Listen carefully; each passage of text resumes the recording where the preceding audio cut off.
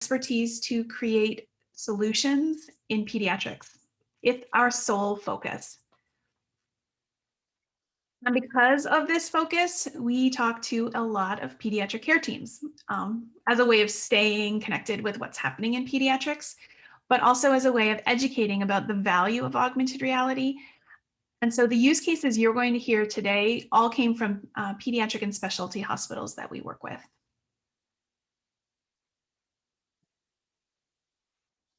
So let's set the scope of what we're talking about today.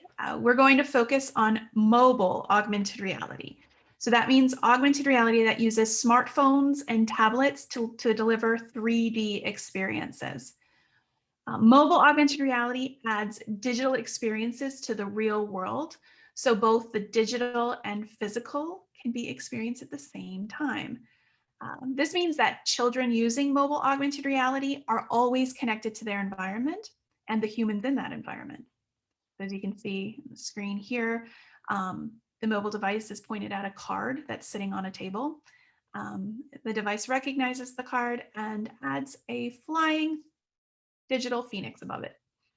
And also to clarify, the use cases we're talking about today mostly cover children ages 5 to 10. We've worked with hospitals where they've used it successfully younger or older, but we just kind of wanted to focus today on that age group. So in the past few years, we've seen a pattern in hospitals across the country where increasing patient mobility has become a higher priority. We frequently encounter cross-functional team projects and strategic initiatives involving patient mobility. And there is plenty of evidence about the value of increasing patient mobility in the adult care world. And we know that children can see the benefits of mobility as well. Movement is critical, but getting kids to move can be so hard. So let's take a look at the biggest challenges to mobility and how augmented reality can offer solutions. The first challenge is pain. Pain is a barrier to cooperation for anyone, but is particularly challenging in children because they don't really have coping strategies. Whether they're already in pain or anticipating pain, pain has been proven to be a barrier for compliance. Augmented reality has been shown to reduce the perception of pain in specific use cases, such as with burn dressing changes. In an early randomized controlled trial, mean pain scores were significantly lower in the augmented reality group compared to the control group, as were the parental pain assessment scores.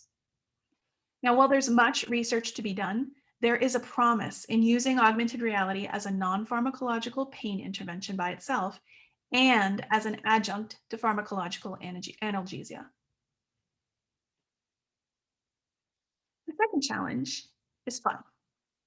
Kids want to play, and they are unmotivated when an activity is not fun. Children don't understand outcomes, and when they don't see immediate results, they won't continue to engage in something that is difficult if it's not fun. Augmented reality gamifies mobility and makes moving fun. Therapeutic games are becoming increasingly more important and mainstream. In 2020, we saw the first FDA approval for a video game to treat autism, and there are de novo applications abounding following gaming and augmented reality. Fun is being integrated into the patient experience because it works. The third challenge, fear and anxiety. The hospital can be an unfamiliar and scary place for even the bravest kids. When patients are anxious, they are unable to process and respond in a healthy way. And unchecked anxiety can lead to trauma. Reducing fear and anxiety is a way to not only reduce risk of trauma, but to improve rapport, trust, and compliance. Augmented reality has been shown to be effective at transforming patients' perceptions of their environment. And because it's powerful in changing perceptions, it has been used effectively in exposure and phobia therapy. Challenge number 4, support for mobility. Historically, there has been a culture of non-mobility for pediatric patients. Children who are sick are encouraged to rest. And parents are reluctant to encourage anything that causes their child pain or distress, such as walking after surgery. This puts a burden on staff to encourage and monitor mobility. Augmented reality can start to change this culture by allowing and encouraging kids to self direct and self motivate, while care teams are able to receive critical baseline mobility data.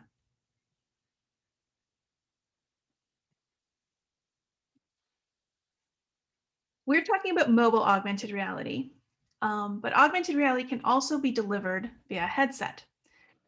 This is a child wearing an augmented reality headset. And if you've ever heard of virtual reality, that can only be delivered through a headset. Those headsets completely cover up the patient's view of the world. Now, headsets can offer amazing hands-free solutions, but pose challenges to pediatric patient populations as well as care teams. While using mobile and using headsets are both fun and effective, headsets are clunky, can be very expensive, and can be prohibitive to use across a large patient population due to the expense. They do take a little bit more time to set up. They require someone to store, manage, and maintain them. And they can be dangerous for encouraging mobility. So it's also just not a device most children or families have either used in the past or familiar with, and certainly that they probably don't have a comfort level with it, let alone staff having a comfort level with it. So as a solution for increasing mobility without risking patient safety, mobile augmented reality is the best choice. Now, the mobile augmented reality example most people first encountered in this world was Pokemon Go, where cute little monsters would appear randomly through the screen of a mobile device so that they could be collected in and around the user's neighborhood. Pokemon Go proved the value of augmented reality to the world, and enormously popular games like Wizards Unite, which is the Harry Potter AR scavenger hunt, that those games soon followed. There has been a lot of coverage and data collected about how effective these augmented reality scavenger hunts were at getting even the most sedentary gamers walking. However, because hospitals couldn't control where the augmented reality was located, these games created patient safety issues. Patients would be chasing after these creatures and wander into areas of the hospital they shouldn't. And the public would try to wander into hospitals to play the game and collect the creatures in the hospitals. So many hospitals banned Pokemon Go. But the success in the consumer market of Pokemon Go really showed the potential augmented reality had for improving mobility. So, knowing the challenges of Pokemon Go, we leveraged wall decals. You can see some of them on the wall behind me, um, or targets that could allow care teams to define where the augmented reality experiences would go in a hospital. I'm going to play a quick video for you. Introducing Arise, a game to get kids moving. Arise is a game that uses a bedside map, we call it the Reef, 10 wall decals, a phone or tablet that patients, families, and hospitals already own, and the free Arise by SpellBound app. Arise uses augmented reality to bring magic to the hospital setting.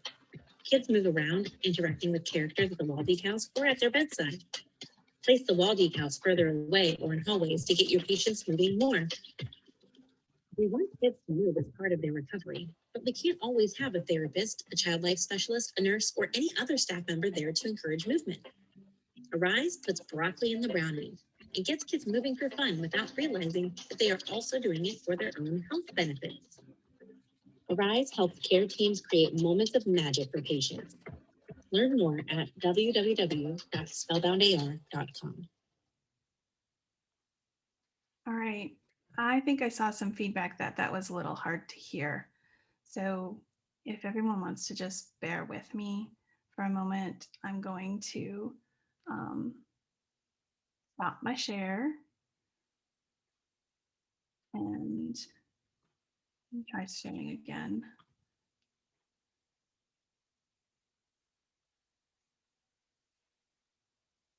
We'll see if that improves the audio for the next video I'm going to play. So if you could see the video, Arise is a set of 10 repositionable, sterilizable wall decals, what we call the reef mat, which is a recyclable mat, and a mobile app. That's what Arise is, those three things. The wall decals that we use to kind of anchor the augmented reality to specific locations in the hospital can be sanitized using existing protocols for wiping down iPads or walls. Can be used with bleach or alcohol-based sani wipes. And these decals can be placed on any flat vertical surface without damage to the surface. These decals have the augmented reality experiences tied to them. So they, as I mentioned, they control where the augmented reality is placed to avoid that Pokemon Go problem. The reef mats are paper to eliminate any additional sterilization protocols needed.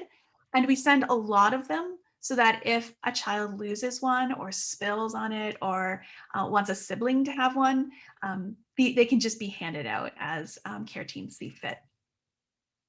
The mobile app is free to download from the Apple and Google Play app stores. So when hospitals pay to use Arise, the access is kind of tied to those wall decals so that a family can choose if the hospital wants families to choose to use their personal devices, families can do so without paying for anything. So hopefully the audio on this actually there's no audio on this next video, I think. I'm going to talk through. Oh, actually there is, sorry. So I'm going to play a video. This first video is when the Arise experience is first launched in the app. A story is told to the child about how a reef was destroyed and inhabitants scattered in a storm. So the child is invited to help rebuild the reef, giving them a sense of purpose. In this intro, the child will also meet their guide, Fermi. He's the character guide that helps them through the game and gives them challenges to complete. So this guide is intended to also help the child to be more self-directed.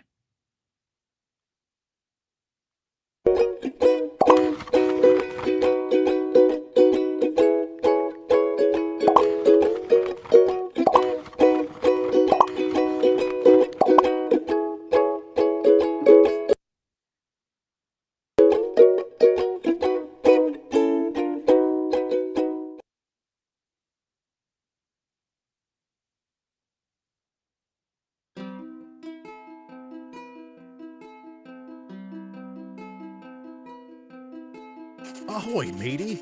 Listen up and I will tell you a story. It was a warm and beautiful day in the reef. Friendly fish were playing in the sunshine. Hermie the hermit crab was outside getting some fresh water. Slowly the sky got darker.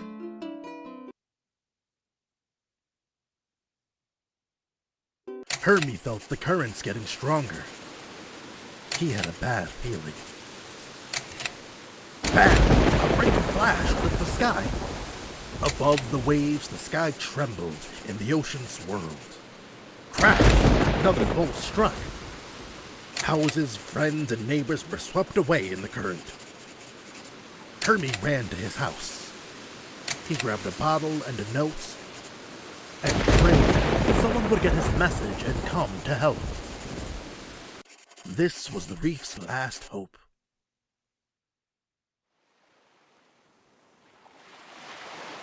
There's the invitation for the child to begin engaging.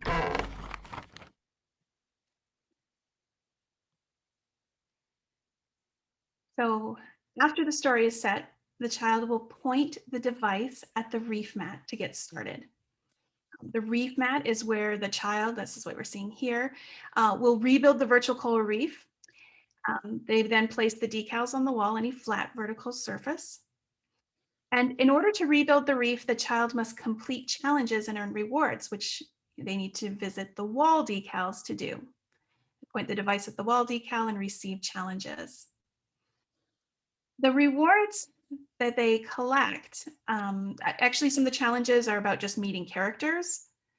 Other challenges are about performing tasks.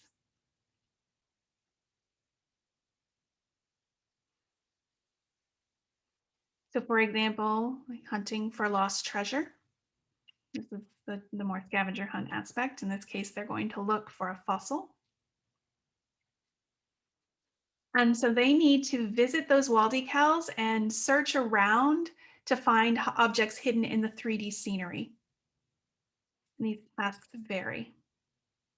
So after completing the tasks, here we're seeing a child collecting rewards in the form of coins.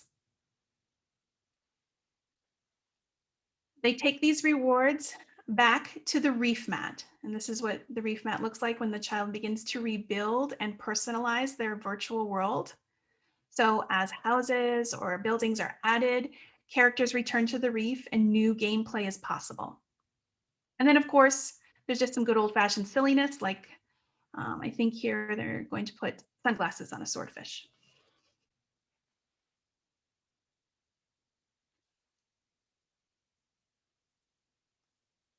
So the game offers active mode, which is really moving between the wall decals.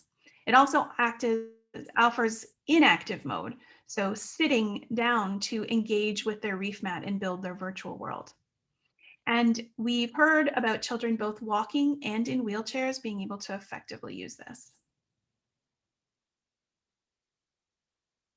All right, so now that we've seen a little bit about Arise, let's take a look at some boots on the ground examples of how the hospital care teams that we work with are using it to meet their everyday challenges.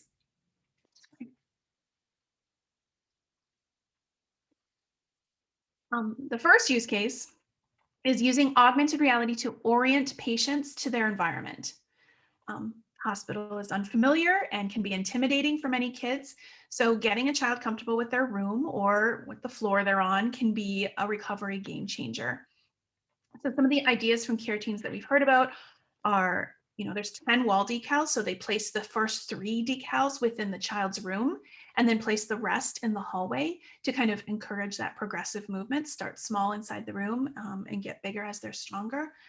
They place the decals on medical equipment or near medical equipment in the child's room to make that equipment less scary, but also to create these opportunities to engage with it and have educational conversations about what it is and what it does. Use case number 2, using augmented reality to motivate patients to meet discharge milestones. So getting ready for discharge day can be a challenge and kids may lack the motivation to comply. So some of the ideas we've heard about are placing decals in the patient's bathroom to encourage that first bathroom visit. Placing decals at various heights, low so that they have to bend or high so that they have to stretch to get those digestive systems moving.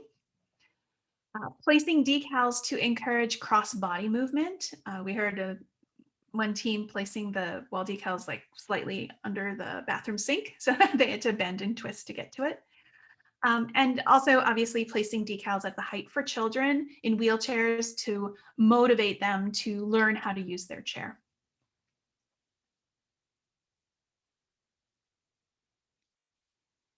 Use case number 3, using augmented reality to empower patients to participate in personalizing their care. So the hospital is usually not a place where children are allowed to have agency over any aspect of their stay. So presenting them with choices in their care allows them to feel more confident and involved and empowered. So some ideas that we heard from care teams were that they would allow patients to help decide where to place decals, or just to let the child place the decals on the walls or the windows or the doors themselves.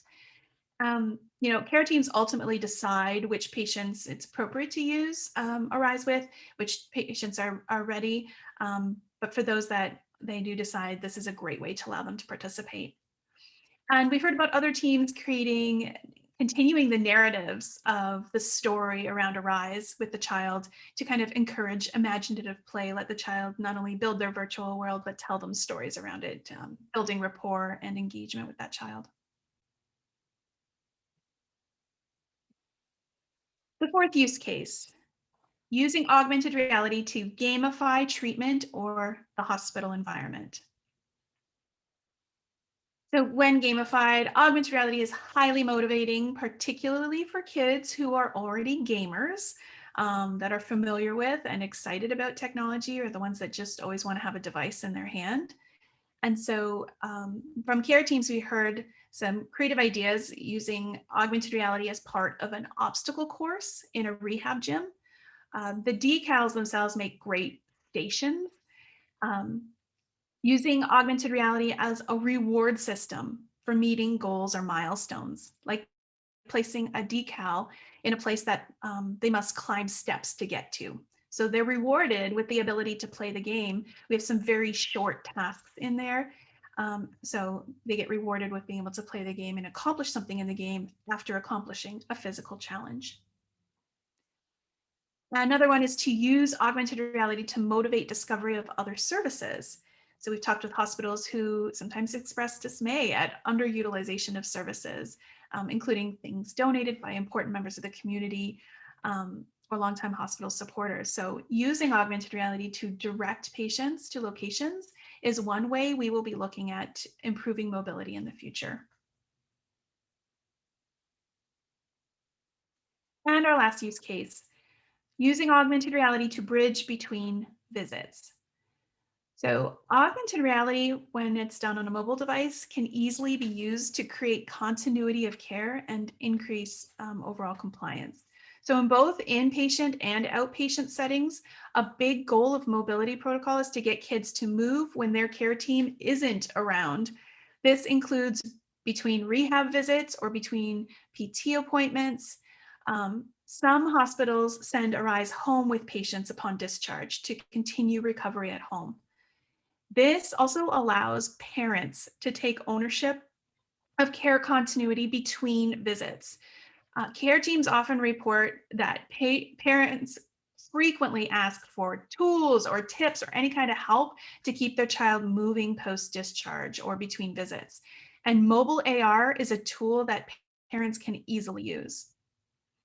One other unique case that we heard recently was using augmented reality with pulmonary patients to maintain their lung capacity. So we're seeing more and more creative uses in different patient populations.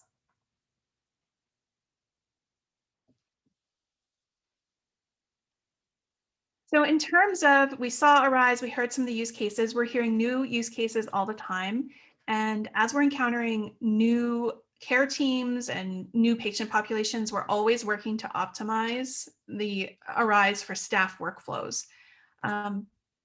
We also really want to focus on broadening use cases, both chronic and acute care, in both chronic conditions and in acute care. And when we think about increasing, broadening use cases, it means also for different age groups. So for example, there's a lot of reading in the app right now, and so we've been adding narration, like you saw at the beginning with the story, for younger patients to be more self-sufficient in the game. One of our big goals is to increase patient engagement. So this video that I hope has been playing here is one of the future things that we're looking at, an experimental way of like enhancing the 3D effects and maybe being allowed to expand it to more ways to encounter it in the patient rooms, encounter augmented reality in the patient rooms, and new ways to interact. And one of the final things that's coming up for us is we're actually going to begin validating with clinical data. So the NIH awarded us a fast track grant, and we are conducting randomized controlled trials at MD Anderson Cancer Center and Texas Children's Hospital to measure how Arise impacts length of stay and opioid consumption for post-surgical cancer patients. So we're going to start addressing the audience questions. We'll go through in the order we received the questions, and if we can't get through them all, we'll be sure to collect the questions and answers and send them out to you after the webinar. So the first one I see here is Arise available for at-home use? The answer is soon. We've worked with some hospitals who've started sending it home so we can learn what that looks like, how to engage, what discharge process looks like, how can we create a system that fits well in the workflow. So we are working with some hospitals to figure out all those details and make sure it's as affordable as possible. And that is a goal in the near future to have care teams have that option to send it home if it's appropriate for their patients. Okay, next one. Do you need to use all the decals? Can you just use a few at a time? All 10 decals plus the reef mat are the complete augmented reality game, and they're meant to be used together to have the full game experience. However, there is nothing preventing you from using, like spreading the decals out and using individual ones for individual tasks, because there's some infinite play options attached to those decals. So we are seeing care teams use, that use case of like 3 decals inside the patient room and then the remaining decals out in the hall. And that works just fine for enough for the child to begin playing in their room with that limited set of decals. Oh, next question. Are there spellbound experiences for adults? So at this point, spellbound content is exclusively tailored to children. We've started with pediatric patients because it can be pretty challenging to work with them. And, I've had personal experiences with my kids in healthcare and am a huge fan of child life, and, really wanted to create some tools for those care teams. But that being said, the gaming mechanisms that we use are universally appealing. Building virtual worlds like Minecraft, the concept of farming and collecting, the concept of scavenger hunts, all these kind of gaming mechanisms are very engaging regardless of age. So while we are focused on children, this is why sometimes we see, we built it for kids 5 to 10, and now we have teenagers or a 22-year-old patient using it because it's just fun. And sometimes we have parents using it too. So what kind of departments are using Arise? So right now we are seeing a lot of inpatient use. Pediatric oncology was an early use case for us. So post-surgical patients, post-procedural patients using it for recovery. Those, like some of those examples I talked about, like those first bathroom visits, getting up and walking around their room, getting ready for discharge. That was the initial use cases. So we also saw a lot of use in, med-surg departments. We've started to see that spread now to other specialties like cardiology, and certainly rehab. So PT, OT, speech. We were inspired by these groups who were using scavenger hunts and these ideas of stations to motivate patients. And so we are really excited that these groups, both inpatient and outpatient, are interested in starting to use that. I'm trying to think if I thought of missed anybody else in terms of groups, but those are the main ones we see right now. We have some initial interest in using it with some chronic patient populations, like sickle cell anemia patients, to keep them mobile, to kind of reduce readmissions. So what is the base cost? So the awful answer is that depends, because it really does. It depends on the size of your hospital. So for inpatient use, we charge per bed per day. It's super affordable. And that way we can kind of right size that price for the hospitals to make sure you're only paying for what you're using. The outpatient model we're still working on with some of the hospitals, but it's like looking like it makes sense to only charge hospitals for how many patients use it. And we are happy to answer more specifically to your hospital. Like if you have an idea, if you wanted to send a number, and we can follow up with you about that to be more specific about that. So I think, let me check for any more questions here.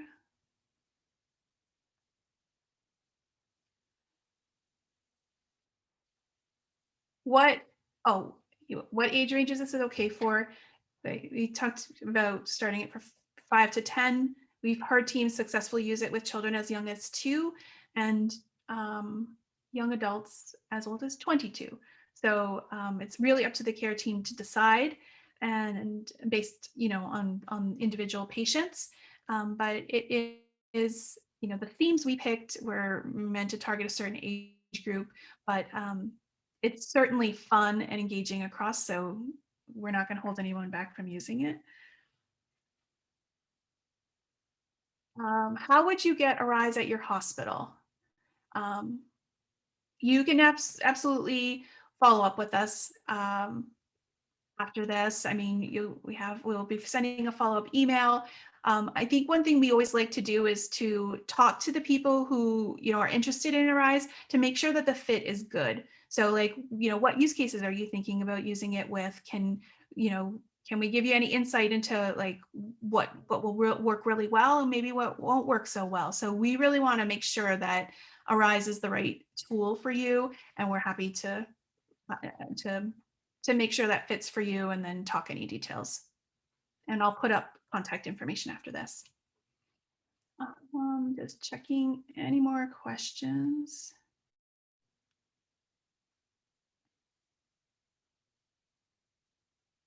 I think that's it. So if any more come in or if I've missed any, um, super happy. As we said, we'll write out all these questions and answers. And I mean, this is recorded. We'll send out the recording. We'll send out the full Q&A in a follow-up email so you have it.